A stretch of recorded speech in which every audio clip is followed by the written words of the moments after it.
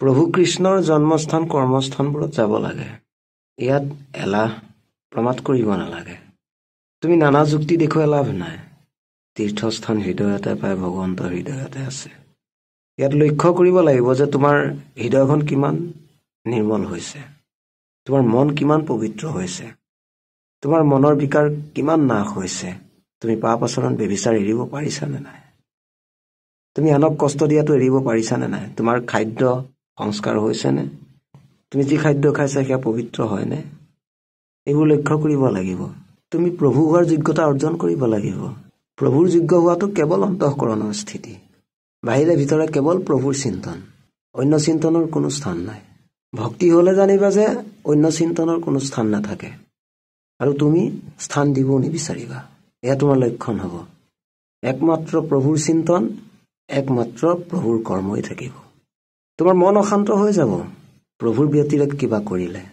তুমি প্ৰভুৰ হৈ যোৱা মানে, প্ৰভুৰ প্ৰতি শ্ৰদ্ধা বাঢ়া মানে, জানিবা তোমাৰ ভক্তি হৈছে, তোমাৰ ওপৰত প্ৰভুৰ কৃপা হৈছে। নানা দিব্যতা, নানা অনুভৱৰ সৃষ্টি হ'ব। তুমি আনন্দময় হৈ পৰিবা। প্ৰভুৰ হৈ গ'লে প্ৰভুৰ প্ৰতি প্ৰীতি জন্মিলে, প্ৰভুৰ জন্ম কৰ্ম স্থানবোৰ চোৱাৰ আগ্ৰহ জন্মিব, তালৈ যোৱাৰ হাবিয়াস জন্মিব। এইটো কথা মনত ৰাখিবা যে তোমাৰ ঘৰত তেওঁ জন্ম লোৱাহি নাই, তোমাৰ গাঁৱত জন্ম লোৱাহি নাই, তোমাৰ জিলাত জন্ম লোৱাহি নাই। তেওঁ নিৰ্দিষ্ট এটি স্থান আছে, তেওঁৰ আইডেণ্টিটি আছে। মনুষ্যৰ হৃদয়খনেই হৈছে প্ৰভুৰ বাসস্থান।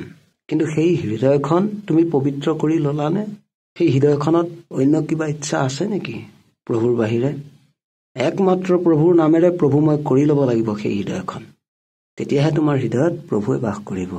তুমি প্ৰভুৰ অংশ, নিজকে ভগৱান বুলি নাভাবিবা আকৌ। তুমি ভগৱান হৈ নোযোৱা। তোমাক ভগৱান বনাই ল'ব পাৰে তেওঁ, কাৰণ তেওঁ ভগৱান, সকলো কৰি ল'ব পাৰে। তেওঁ তুমি হ'ব পাৰে, তুমি তেওঁ হ'ব নোৱাৰা। সেই দৈন্য দাস্যভাৱ প্ৰভুৰ ওচৰত থাকিব লাগে। প্ৰভুৱে লীলা ক'ত কৰিছে? তোমাৰ ঘৰত কৰাহি নাই। তোমাৰ হৃদয়ত ভক্তি হ'লে তোমাৰ অন্তঃকৰণে ক'ব যে মই তীৰ্থত যাব লাগে, য'ত প্ৰভুৱে জন্ম লৈছিলে, য'ত প্ৰভুৱে নানা লীলা কৰিছিলে। সেই লীলাস্থানত কিয় মন নাযাব যাবলৈ? সেই লীলাস্থানে কিয় আমন্ত্ৰণ নকৰিব তোমাক? সেই লীলাস্থানে কিয় আমনি নকৰিব তোমাক? তোমাক উত্তাৱল ব্যাকুল কিয় নকৰিব? কৰিবই লাগিব। প্ৰভুৰ প্ৰতি ভক্তি হ'লে জানিবা তুমি ব্যাকুল হৈ পৰিবা প্ৰভুৰ কাৰণে। প্ৰভু সকলোতে আছে, সকলোতে দেখা পাবা। এনে এটি স্থান নাই য'ত প্ৰভু নাই। প্ৰভু সকলোতে আছে। প্ৰকট ক'ত হয় তেওঁ, কিন্তু তেওঁ প্ৰকট হোৱা ইচ্ছাক তোমাৰ ইচ্ছা বুলি নধৰিবা। তেওঁ আগতেই জানে মই ক'ত অৱতাৰ গ্ৰহণ কৰিম, মই ক'ত অৱতাৰ ল'ম। তোমাৰ পাপ, তোমাৰ প্ৰমাদে প্ৰভুৰ জন্ম কৰ্মস্থানত যাবলৈ বাধা আৰোপ কৰিছে। কোৱা তুমি নিজকে যে মই ধূৰ্ত এলেহুৱা, সেই প্ৰভুৰ স্থানবোৰত যাবলৈ মোৰ মন যোৱা নাই। ক'ত যাবলৈ মন যাব তোমাৰ? য'ত যাব নালাগে তাত গৈ আছা যে, যি খাব নালাগে তাক খাই আছা যে, যি চাব নালাগে তাক চাই আছা যে, যি শুনিব নালাগে তাক শুনি আছা যে। তোমাৰ অন্তঃকৰণ অপবিত্ৰ হৈছে। সেই তোমাৰ পৰা শ্ৰদ্ধা ভক্তি কাঢ়িছে প্ৰভুৱে। তুমি প্ৰভুৰ পৰা বহুত দূৰত গৈছা, তুমি ভাবিবই পৰা নাই। তোমাৰ অহংকাৰে তোমাক এখোজ দুখোজকৈ প্ৰভুৰ পৰা আঁতৰাইহে নি আছে। তুমি নাভাবিবা তুমি এখোজ দুখোজকৈ আগবাঢ়ি আহি আছা।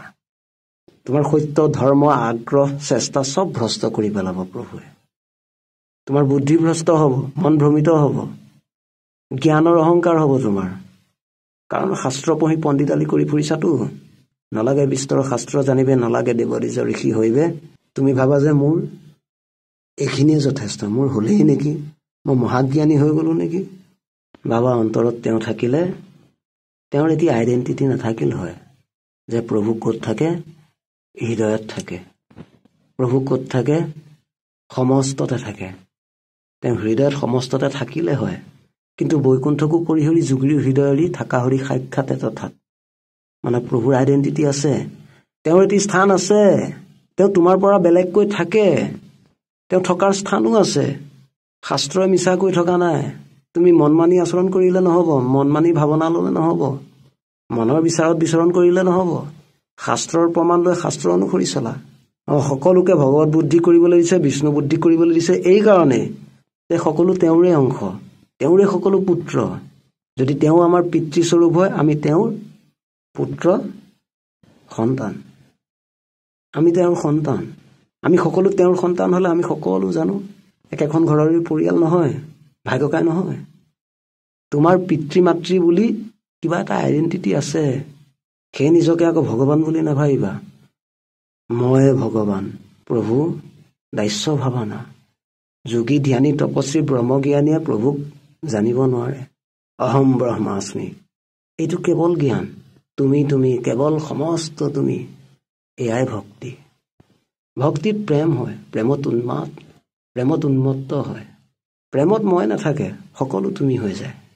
তোমাৰ, তুমি, তেওঁ, সি এইবোৰ একো নাথাকে, সমস্ত তেওঁ হৈ যায়। তুমি তেওঁ হৈ যোৱা, তুমি তেওঁত লীন যোৱা, কাৰণ তুমি তেওঁৰে। তেওঁৰ সকলো কৰ্ম কৰাটোৱে তোমাৰ ধৰ্ম হৈ পৰে। তেওঁৰ বাবে পাগল হোৱাটোৱে তোমাৰ ধৰ্ম হৈ পৰে। তেওঁৰ উপাসনা, সেৱা, শ্ৰদ্ধা এইবোৰ কৰাই তোমাৰ ধৰ্ম হৈ পৰে। তেওঁৰ লীলা ধৰ্ম কৰ্মস্থানবোৰত যোৱাই তোমাৰ ধৰ্ম হৈ পৰে। সকলোতে আছে প্ৰভু, সকলোতে আছে প্ৰভু। বিচৰা, বাহিৰে ভিতৰে অন্তৰে সকলোতে বিচৰা তুমি। জাগ্ৰত স্বপ্ন সুষুপ্তি সকলোতে বিচৰা। তুমি তেওঁক বিচৰা, তেওঁৰ কাৰণে পাগল হোৱা। এই ভৰি দুখনক আলটু ফাল্টু বুদ্ধি ভ্ৰষ্ট হোৱা ঠাইলৈ নিয়াতকৈ প্ৰভুৰ ভগৱন্ত জন্ম কৰ্মস্থানলৈ নিয়াটোৱে উচিত। নানা বিয়া সবাহে তলৌকৈ ঘূৰি ফুৰিবলৈ এলাহ প্ৰমাদ নালাগে, কিন্তু ভগৱন্তৰ জন্ম কৰ্মস্থানবোৰলৈ যাবলৈ এলাহ আৰু প্ৰমাদে আগুচি ধৰে। তুমি ভক্ত নে অভক্ত? তুমি শ্ৰদ্ধাৱান নে অশ্ৰদ্ধাৱান? তুমি কিহৰ অহংকাৰ কৰিছা? কি জ্ঞানৰ অহংকাৰ কৰিছা? কি জানা? যিকোনো প্ৰকাৰে প্ৰভুৰ সন্মুখ হোৱা কেৱল। প্ৰভুৰ পৰা যিকোনো প্ৰকাৰে বিমুখ হোৱাৰ পৰিকল্পনাই নকৰিবা, নহ'লে গ'ল আৰু জীৱন লোৱা সাৰ্থকতা এনেই গ'ল। এনেই জন্ম লভিলা তুমি। হৰিৰ সেৱাৰ যোগ্য কেৱল মনুষ্যতনো জানি ফুৰা হৰিগুণ গা। হৰিগুণ গাবা কেনেকৈ? যোৱা, ভক্তৰ সংগ লোৱা, তীৰ্থস্থানত যোৱা, তেওঁৰ জন্ম কৰ্মস্থানবোৰত যোৱা। সেই স্থানৰ দিব্যতা অলৌকিকতাক অনুভৱ কৰা। ক'ৰ বিষয়ৰ জঞ্জালত ফচি আছা? কিহৰ ভোগত আসক্ত হৈ ভোগী হৈ আছা? কি ভোগৰ প্ৰয়োজন আছে এতিয়া তোমাৰ? কি আৰু ভোগাৰ আসক্তি ৰাখিছা? প্ৰভুতকৈ ভোগ ডাঙৰ নহয়, মনত ৰাখিবা। প্ৰভুতকৈ তোমাৰ বাসনা ডাঙৰ নহয়। তীৰ্থস্থান ধামবোৰত যোৱা, এইবোৰ পবিত্ৰ কাম। এইবোৰে তোমাক পুণ্য অৰ্জন কৰাব, ভগৱানৰ প্ৰতি আগ্ৰহ জন্মাব, প্ৰিয়তা জন্মাব। যদি তুমি গুৰুৰ শিষ্য হয়, তেন্তে তোমাৰ লক্ষণ গুৰুৰ দৰেই হ'ব, তোমাৰ স্বভাৱ গুৰুৰ দৰেই হ'ব। তুমি গুৰুমুখী হবা আৰু গুৰুৰ আদেশ অনুদেশ তুমি পালন কৰিবাই।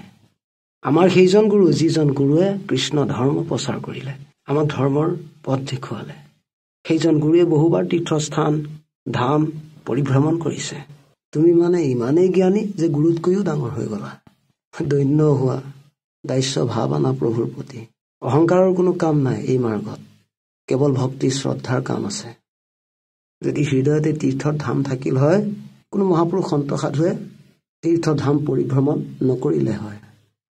তেওঁলোকে এই কাৰণেই কৰিছিল যে তেওঁলোকে ভগৱন্তক ভালকৈ জানিছিল, আৰু জানিছিল নহয়, মানিছিলেও, আৰু তেওঁৰ খোজে খোজে অনুসৰণ কৰিছিল। সেয়ে তোমাৰো কৰ্তব্য আৰু ধৰ্ম প্ৰভু ভগৱন্তৰ জন্ম কৰ্মস্থানবোৰত যোৱাৰ আগ্ৰহী হোৱা।